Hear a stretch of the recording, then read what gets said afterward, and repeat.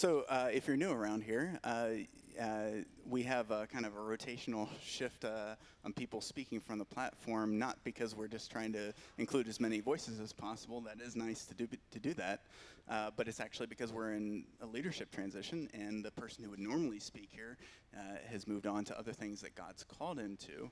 And so that's both exciting and nerve-wracking for a lot of us in the church. But good news, God is moving in this process, and the advisory team has had preliminary interviews with 3 people on Thursday, and they're going to continue to pray and seek God's face on who to move forward with, but they're very encouraged by those preliminary interviews. There are some issues of confidentiality. There are some things that the advisory team or the staff are not allowed to share, just out of abundance of caution for the individuals involved. You know, for example, if you're a pastor of a church and you think God might be calling you someplace, you can imagine the kind of strife it might cause in your local church if that everybody was around talking about that around town or whatever. So for confidentiality's sake, there are some things that they cannot share, but they want to be open with as much as possible. So if you have any questions about this process, don't hesitate to talk to a staff member or contact the office. Contact an advisory team member, and they want to be as transparent as they can be in this process. But what you can do is you can absolutely bathe this process in prayer throughout.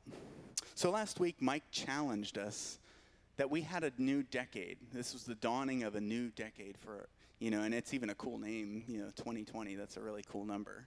I really like that number. Happens to be. I don't really watch the show, so I don't know if the show is any good, but the number is really cool. As you can see, my vision does not meet that standard. But we have a new decade to do something and make a difference in the world. And he talked about how sometimes in order to move forward and make a difference, we have to look at our past and learn from it. Learn from the things that we've done, the successes and the failures, and then move forward from that. And he talked about, as much as it's cool to look at the past and learn from that, and it's nice to project to the future, really the only moment we have is the present. And not to be distracted away from the present, because then we miss opportunities to make a difference. Today we're going to look at how we can make a difference through our kindness and through our generosity, really to continue Jesus' work. I've said it before and I'll say it again. Jesus' mission statement, I think, the best single couple of verses in Scripture that describe what Jesus came to do is in Luke 4, and he's in verses 18 and 19. He's in his home synagogue, the synagogue in his hometown of Nazareth. And what they would do is they would give rabbis a chance to speak. That was a way of showing respect. You have something to say that we need to hear, so we're going to let you get up and address everybody. So they handed him a scroll, and this is what Jesus read. This is from Isaiah 61. It says, "The Spirit of the Lord is on me, because he has anointed me to proclaim good news," that's the word gospel, "good news to the poor. He has sent me to proclaim freedom for the prisoners and recovery of sight for the blind, to set the oppressed free, to proclaim the year of the Lord's favor." He's quoting Isaiah 61, written 700 years before the event, looking forward to the Messiah who would come and set people free. But I think we mistakenly think that set free, that peace is only inner peace. There is definitely a sense of that, for sure. John 14:27, Jesus tells the disciples, "Peace I leave with you, my peace I give to you." There is a sense in which he means inner peace, the peace that surpasses understanding, as Paul puts it. But that word shalom, that Hebrew concept, is more than just inside. It's completeness, it's wholeness, it's right being or well-being. It says everything is as it should be. So that includes both a spiritual and a physical dimension. Jesus says his mission is to meet every need, spiritual and physical needs. But we can't fully grasp Jesus' meaning or Jesus' mission without the Old Testament. There's a lot of churches that 99.9% of what they talk about is in the Gospels. And that's great. Gospels are my favorite place in the whole Bible. I'm not going to lie about that. But the Gospels are building on what God has been doing all the way from the fall until now. They're built on the foundation of the Old Testament. So in order to understand Jesus, we have to wrestle with what we find in the Old Testament. You see, Jesus said in the Sermon on the Mount, I came to fulfill the law and the prophets, not to abolish them, not to do away with them, to fulfill them. So a lot of people in our culture have this notion that, well, God in the Old Testament, he's mean and he doesn't like people and he wants to ruin your good time. But then Jesus comes along and suddenly we're okay with Jesus because he's nice and he welcomed children and that sort of thing. But it's the same God of the Old Testament and the New Testament. Jesus is continuing what God has been doing all along. What God did in Christ is what he's been doing, redeeming creation. And that culminated in the cross. But he's building on what God had been doing all along. See, Jesus bases his mission statement found on principles found throughout the Old Testament, especially in the Old Testament law codes. Immediately after the Exodus, so what happens is Israel's enslaved. They're in Egypt. They're being terribly treated. And God is not okay with that. He's upset by that. Don't ask me why his timing is what it is, why it took him 400 years before he finally relieved them from their oppression. I don't know. I don't have the knowledge of that. I don't have the depth of understanding.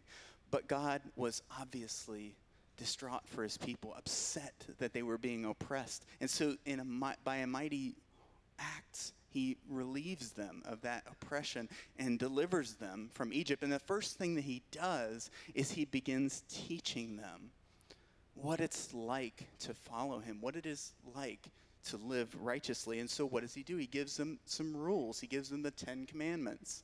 And the 10 Commandments are some basic guidelines. But then he spends the next few chapters, the 10 Commandments are in Exodus 20, and then he spends the next few chapters kind of elaborating on those. And that's where we're going to look to see that Jesus' mission is really just a continuation of the mission that God gave to Israel thousands of years before Christ. But we need some context because frankly, when you read the Old Testament, has anybody else in here been a little bit befuddled by it at times? Yeah, we're used to the New Testament because we camp out there and it's more like our culture than the Old Testament. It's influenced by a lot of Greek and Roman culture, and so that's more like our culture, so it makes more sense to us. But Old Testament is frankly a little bit more foreign to us, and it sounds weird, frankly. It's Semitic, and that's not necessarily all of our operating systems, so we don't really understand it. So let me try to help us give a little bit of context to help us unpack the Old Testament's law codes. Because frankly, they sound a little bit harsh at times. For example, in Exodus 21, verse 23, this is probably the most infamous of all. It says, "You are to take life for life, eye for eye, tooth for tooth, hand for hand, foot for foot, burn for burn, wound for wound, bruise for bruise." There's no way to make that sound nice or pleasant. It doesn't. So the way I read it is you're down at our kids picking up your kid, and your kid accidentally pokes you in the eye and they're trying to give you a hug. Aren't you supposed to give them a poke in the eye back? Right? That's what it says. It says eye for eye, tooth for tooth, bruise for bruise, wound for wound. Well, we have to understand that the ancient Near Eastern culture that this was written to is an absolutely brutal reality. And we can still be brutal in our own way for sure, no doubt about it. But we have no conception, I don't think, in our culture of the brutality of the ancients. The Romans, and they were thousands of years later, the Romans were notorious for their brutality. They would line up crucified people along the road. And the crucifixion, I'm telling you, is talk about brutality, a brutal way to kill somebody. And why would they line them up against road, not only to shame the person as much as possible as they died, but to send a signal. Now, if that was going on today, there would be outcry throughout the world. In fact, a lot of our wars in the last 100, 150 years have been fought over those kinds of atrocities because our culture and our way of thinking has changed. But in the ancient world, that was common. It was a brutal and very different place that I don't think we fully appreciate. And so some of the difference in the way these things sound is just due to it's a very different context. You see, God is meeting Israel through these laws. He's meeting Israel where they are, not where he wants them to be, not where he's guiding them toward. He does the same thing in our own walk. He didn't meet me where he wants me to be. He met me where I was. And he does this throughout the history of working through his people as he works in us where we are and moves us toward where he wants us to be. It's why there's so much emphasis on idolatry in the Old Testament. You know, we don't have a lot of polytheistic religions still today. There are a few, but it's rare to run across polytheistic people. But it was common in that world. And so why does the Old Testament talk so much about worshiping false gods? It's because he's meeting Israel in the context in which they are. Or what about polygamy? It's weird in our culture. But it was normative in that culture. And so why is it Abraham has more than one wife? And why is it that David, the man after God's own heart, has multiple wives? And God's apparently, he wrote like half of the Psalms. A lot of the stuff we still read today, written by a guy who had multiple wives. God is not saying it's okay to have multiple wives, to have multiple spouses. But he's working graciously through his people in spite of their flawed systems, their flawed ways. So what this rule in Exodus 21, 23 through 25 is really showing us is what's called lex talionis. It's a Latin phrase that means the law of retaliation. And the way that God applies this idea in the Bible is that lex talionis is just punishment, that the punishment should fit the crime, that it should not exceed what is proportionate, that law insists that we react to things in a reasonable and proportionate way, not an overreaction. So if I took your sheep, you're not allowed to go and burn down my entire farm.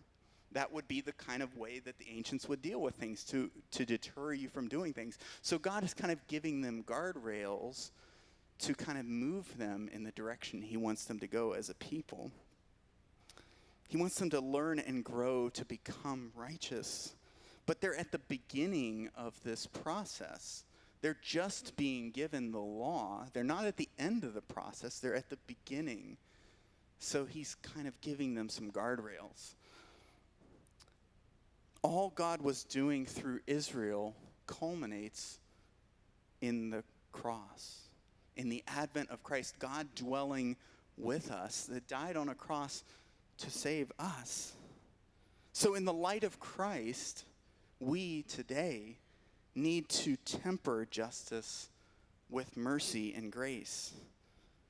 It doesn't mean that justice doesn't matter, but it means that in light of how God has graciously treated us, we ought to extend that grace and mercy to others. This is one of the things the Pharisees were always running and bumping heads with Jesus over, because they would really good at the check marks. They would, I did this rule, I did that rule, I did that rule, and so on. As long as I do all the rules, we're good. But what did Jesus criticize them for? In Matthew 23, he says they neglected justice and mercy and faithfulness. He calls those the more important matters of the law. He says the check marks are great, they're wonderful, but you missed the heart behind the laws. The laws weren't laws for their own sake. They were laws to point you towards mercy. Jesus cares so much about mercy in the Sermon on the Mount. He says, "Blessed are the merciful, for they will be shown mercy." You see, there's a reciprocal relationship there. One is not devoid of the other. You can't say, "Oh, well, God's been merciful to me," and then just hoard up that mercy. You're expected to extend merciful treatment to others. This never contradicts the Old Testament witness, as harsh as Old Testament words can sound sometimes. It never contradicts the Old Testament witness, because God freed Israel from oppression in Egypt before giving them the law. Thus, grace has a priority over law. Israel had to be freed before they could follow. Grace provides freedom. Obedience to the law help them maintain freedom. But grace always precedes law. It doesn't mean law doesn't matter. It means we have to temper our sense of justice with mercy and grace. In Exodus 22:21, we get to see an example of how this might look. It says, "Do not mistreat or oppress a foreigner, for you were foreigners in Egypt." God reminds them of the Exodus event. They're living in Egypt, and they've become enslaved in Egypt. The Egyptians don't really care for them. They're growing in numbers, and they're outsiders, and we're not really down with that. And so they enslave them. And what do they make them do? You guys remember? What do they make them do? You made the mistake of saying something. Yeah, they built things for the Egyptians. What happened when he got really upset with them? What did he make them do?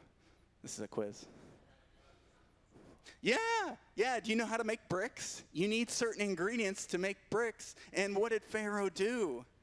He made them still meet their quota without all the ingredients necessary, actually required chemically to make bricks. It's something you can't do. You can't accomplish it, at least not with their ancient technology. They couldn't make bricks without all the ingredients that he's supposed to be supplying. This is cruel oppression. He's mistreating them, and God's not okay with it. And they were just delivered from that cruel oppression. And God's saying, remember that. Remember how they treated you. You should not treat others that way. That's not okay. The others that he's referring to are probably people like refugees and things. People that are living in their country because maybe they're afraid to go back to their home or something like that. That's who he has in mind. He said, you've been in their shoes. You know what it's like to be treated poorly. You may not treat others that way. You see, they're commanded to treat foreigners, people different than themselves, well. And as Christ followers, so are we. You see, all humans are stamped with the image of the Creator. I have no clue what that means. It's probably not physical. It's probably spiritual. But exactly what that means, I have no clue. You could line up 100 scholars, and they would all give you a different answer exactly what that means. But it obviously means something special about humanity, that God created us in a way that's different than the rest of creation. And when you mistreat others, you are mistreating someone who has God's image stamped on them. All humans have God's image. Therefore, all are loved. Every human is someone Jesus died for. There's not one exception to that. You see, God was using these laws to teach Israel about his love and compassion, about his love for all people made in his image. And that included other groups that were oppressed, like those who were enslaved. In Exodus 21:2, it says, if you buy a Hebrew servant, the word probably should be translated slave, and other translations would say slave, he is to serve you for 6 years, but in the 7th year, he shall go free without paying anything. Now remember, you'd be like, well, didn't you just say God's not down with slavery? That's true. But here we have God giving them rules to govern slavery. That's odd. Well, remember, Israel's on a journey. They're at the beginning of this journey. They're not at the end of it. Before we throw Israel, or worse yet, God, under the bus, our own culture, the Western culture that we love so much and live in, did not get this right until about 150 years ago. And still slavery persists in some forms or another. This is just the reality of an ancient world in which slavery was common. And God is giving them generous guardrails for their treatment of a persisting evil. He's not condoning anywhere in Scripture slavery, but he is teaching them that people matter to them, and he needs to treat them. They need to be treated generously. Now, those slaves are probably not poor people as such. This is not like 19th century England, like debtor's prison.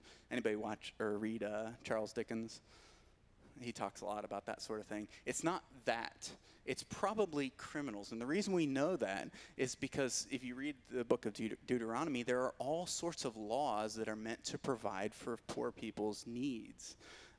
If you read the book of Ruth, that's how we understand the book of Ruth.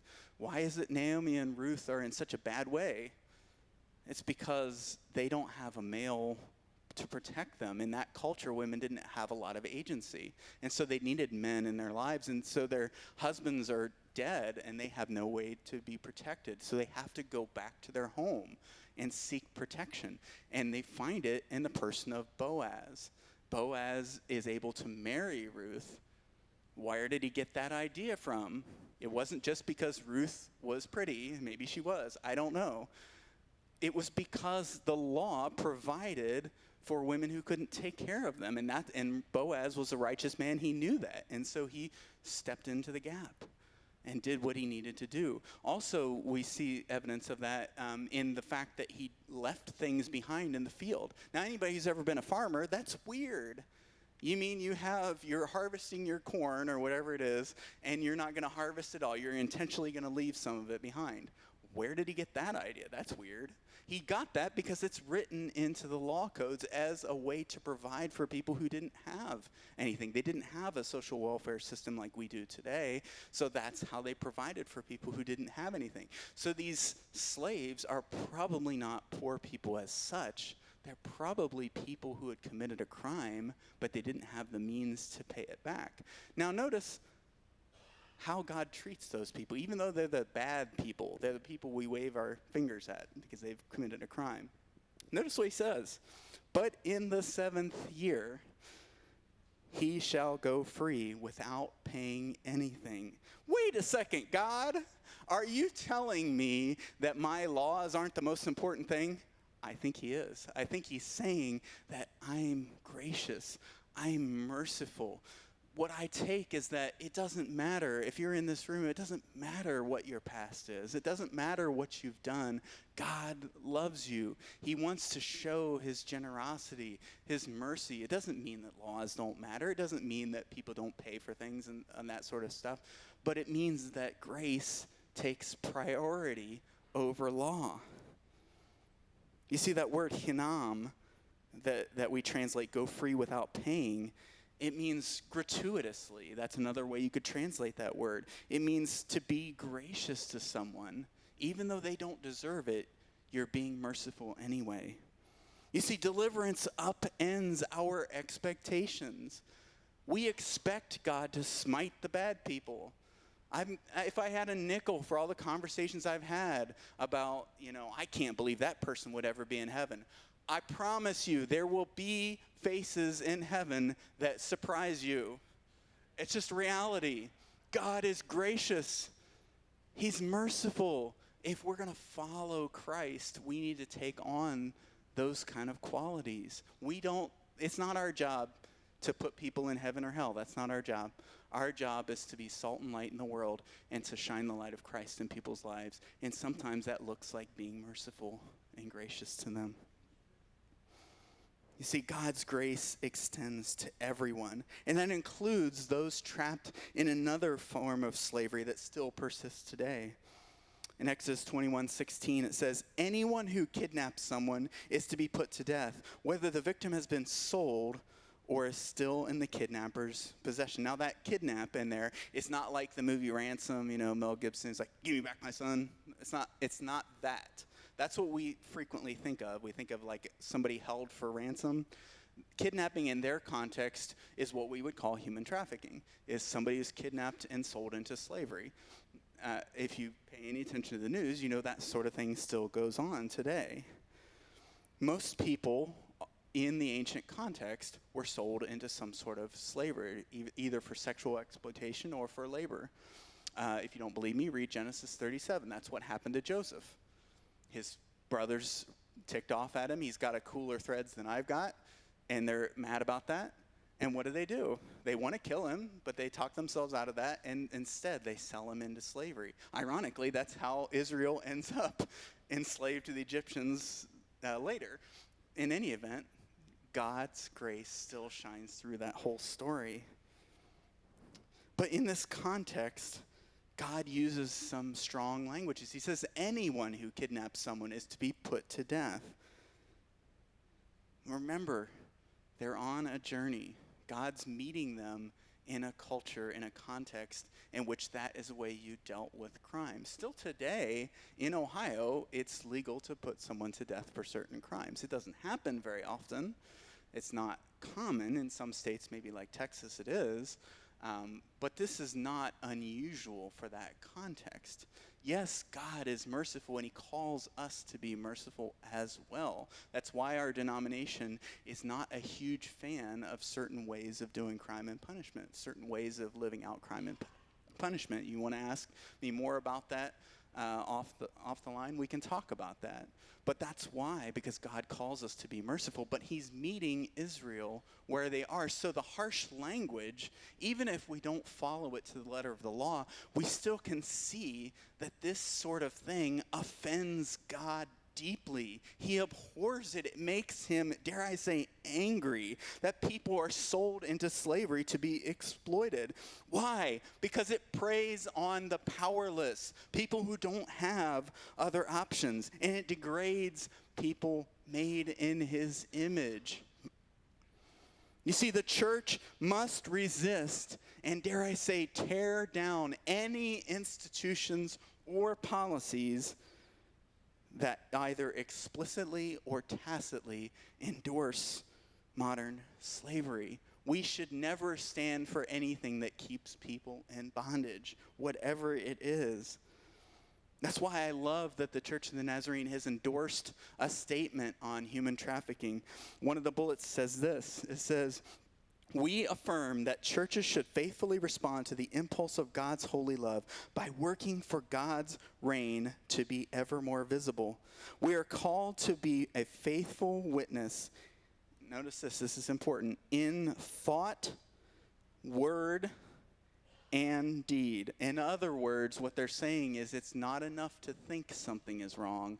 It has to impact our words and our actions. In thought, word, and deed, to selfish and evil systems and persons, God calls us to respond in humility with compassion and justice. It should break our hearts that this sort of slavery still persists today. And we're not talking about some part of the world where the gospel's never penetrated. It happens in our own zip codes.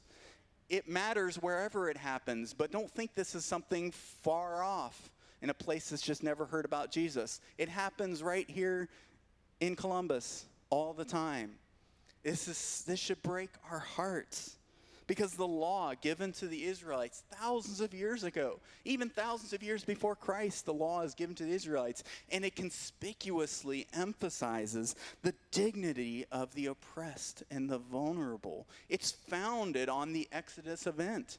God reminds them, "I delivered you from oppression. Don't turn around to become the oppressors." And yet still today, we have oppression happening in our context. God cares about the vulnerable. And he describes in Exodus 22 some other people that are perhaps powerless, that need our protection. It says in Exodus 22:16, "If a man seduces a virgin who is not pledged to be married and sleeps with her, he must pay the bride price, and she shall be his wife." And if you're like anything like me, you're going, what in the crap is this verse saying? It's so weird. Let me give it a little bit of context. So the bride price was what you would pay to provide for a young woman who was being married. Remember I said this is an ancient context. In their context, you either, if you're a woman and you don't have a man to provide for you, you either go into prostitution or you die. You don't have a whole lot of other options. So this was a way of God graciously working through their flawed system to provide for people who didn't have protection.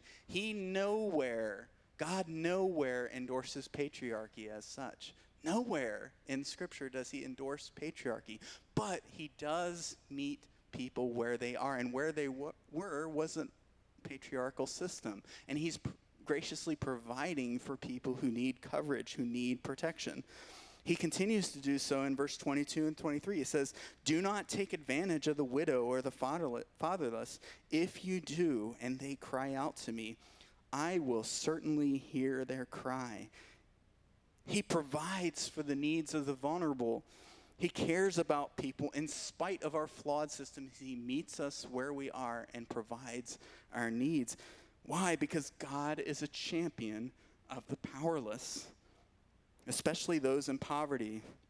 In verse 25, it says, "If you lend money to one of my people among you who is needy," I love this, "do not treat it like a business deal."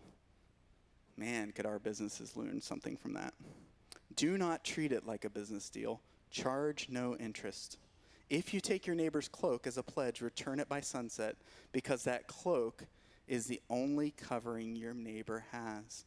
What else can they sleep in? When they cry out to me, I will hear, for I am compassionate." What's this whole thing about the cloak? What it's saying is that a cloak in their ancient context, if you were a poor person, a cloak was what you used to protect you from the elements. What he's saying is, if somebody's needy, don't use their bad situation against them. Don't take advantage of their neediness and take away all their protection.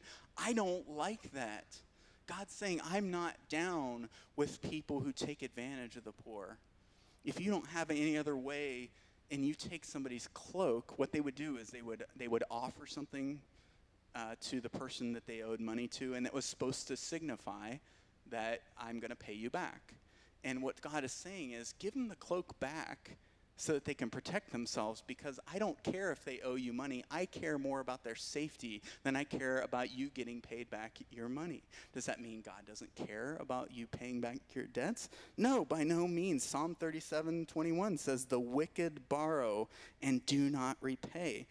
But what it does mean is that God has scandalous mercy and grace. Frankly, I'm ashamed when I read about God's grace. It's so not like me that I feel a little bit ashamed of it, that this is who Jesus is. He's tremendously merciful and gracious. That's the message of the cross. It's a scandalous level of grace, something we couldn't possibly deserve. And yet he gives it anyway. And what he's saying is, because I'm merciful, because I'm gracious to you, you don't deserve it, but I treat you that way anyway. Because of that, I want you to be merciful to other people. I don't always want you to just go first to justice and just be like, hey, you owe me this money. I'm just going to take it whether it kills you or not. He doesn't want us to treat people that way. He didn't want his ancient Israelites to do that either. Out of his abundant mercy and grace, God sent his son to die for each of us. You see, Jesus came to set captives free. Now, this is both a spiritual and a physical reality. It's reflected in Jesus' mission statement, as I called it, in Luke 4. He came to set the oppressed free, he said, and to proclaim the year of the Lord's favor. What he's referring to is the Jewish practice of the year of Jubilee. That's when they would cancel debts and they would let slaves go free. That's what he's referring to. This is what I came to do. And that has a spiritual dimension and a physical dimension. And he invites his church into the mission of setting captives free, breaking both physical and spiritual chains. This picture shows precisely what's at stake. This is from Monterrey in Guatemala in 2015. I apologize, I'm not a very good good photographer. My friend here is a much better photographer than I am. But this was on my cell phone, and I didn't really know how to use it, so I apologize if it looks terrible. But the point is that there's a lot of faces in that picture. Every one of those faces is someone Jesus loves and for whom he died. If we follow Jesus, we must care for everyone made in his image, everyone that he loves, everyone he died for. We must care for their physical and their spiritual needs. If we don't proclaim the year of the Lord's favor, who will? Are we waiting on Washington to make things right? Are you kidding me? When do they ever do anything of value in Washington? Seriously, all they do is do this all day long, all year long. Are we waiting for that to be our solution? No, the church needs to rise up and take the fight to the enemy. We need to shine the light of Christ into dark places. That's why we here at Refinery invest in local and global missions. The bottom line is we must proclaim freedom for all. This decade, 2020 to 2030, you can make a difference. And there's a lot of ways around here that you can make a difference. You can make a difference by joining our team that's going to Guatemala in June. Or you can make a difference by serving in our city through the Hilltop Hope or going to the Buckingham Commons and serving. You can serve or support organizations that combat human trafficking like Out of Darkness. You can make a difference in lives down the hall serving in our kids. You can make a difference. You can make a difference. If you want to know more, grab myself or grab somebody with a lanyard. Grab somebody who you know is on staff. They'll be glad to help you find a way that you can make a difference. Let us use our thoughts, our words, and our deeds to shine the light of Christ into the dark places of our world. As the band plays this song, let us praise Jesus because he came to proclaim freedom for all.